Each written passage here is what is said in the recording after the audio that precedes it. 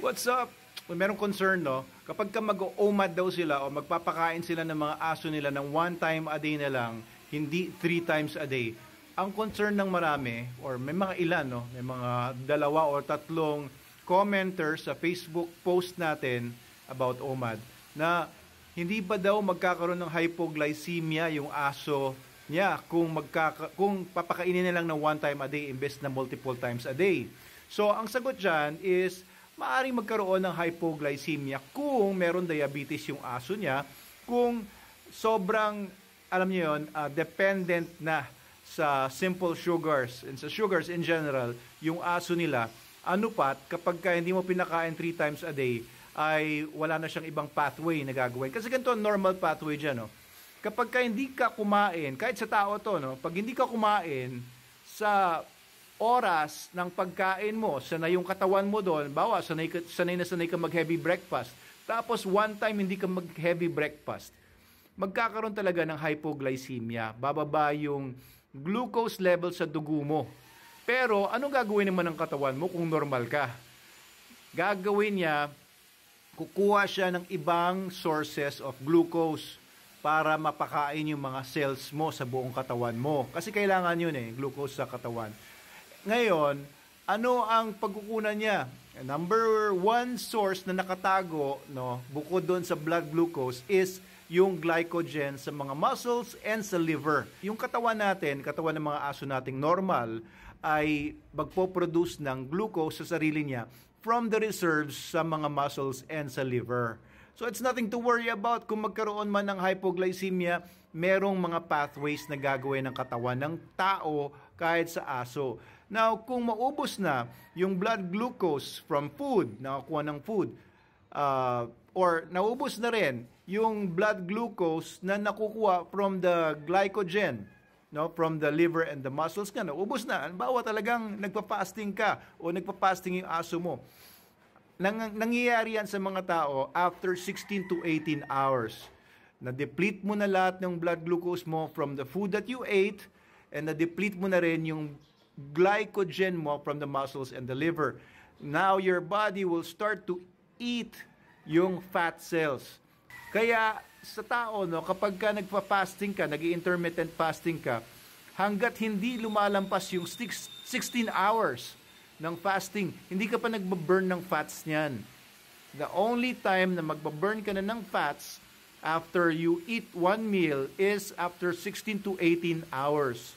Okay, sa dogs, more or less ganyan din yan. So, pag na-deplete na ng dog yung energy na nakuha niya from the food, pupuntahan naman niya yung glycogen, and then after na maubos na yung glycogen, pupunta na siya sa fat reserves niya. And pag naubos na rin yung fat reserves niya, kakainin na ng katawan yung iba pang mga tissues niya, specifically muscles. Okay, doon papasok na yung tinatawag naman na autophagy, yung kinakain na ng cells mo yung mga cells na hindi niya kailangan or yung mga old cells mo, which is a good thing.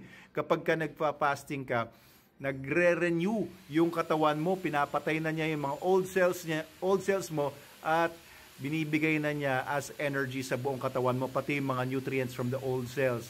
So it's not a bad thing, no?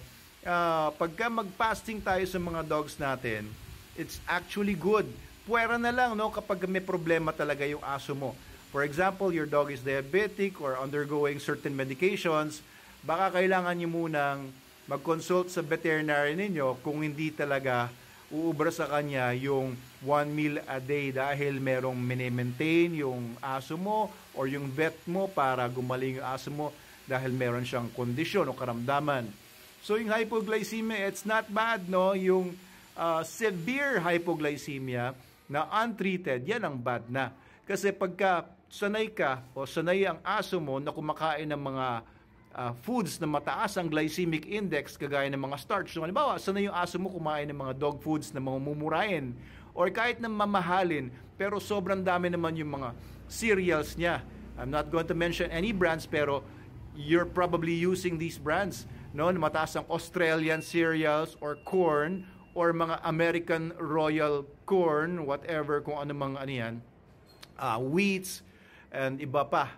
Na may mga products din from China, from the Americas, and from other countries. Kahit yung mga local dito, ang dami-daming mga inahalong mga grain products or yung mga iba pang plant materials na mataas ang glycemic index. Ibig sabihin yan yung malalakas magbomba ng insulin mula sa pancreas.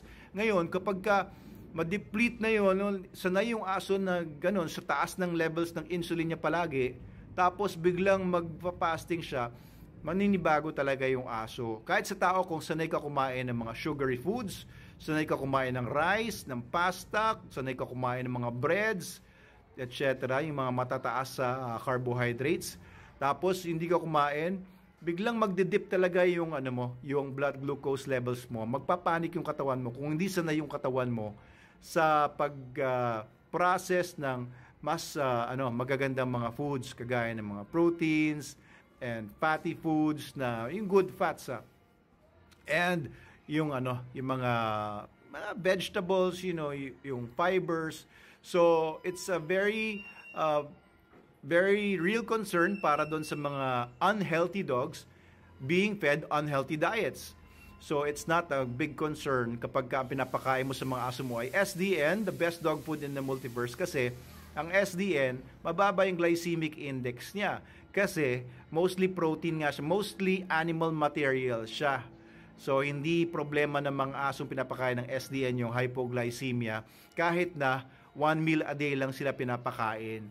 Okay, so medyo it will require a bit of more research para sa mga taong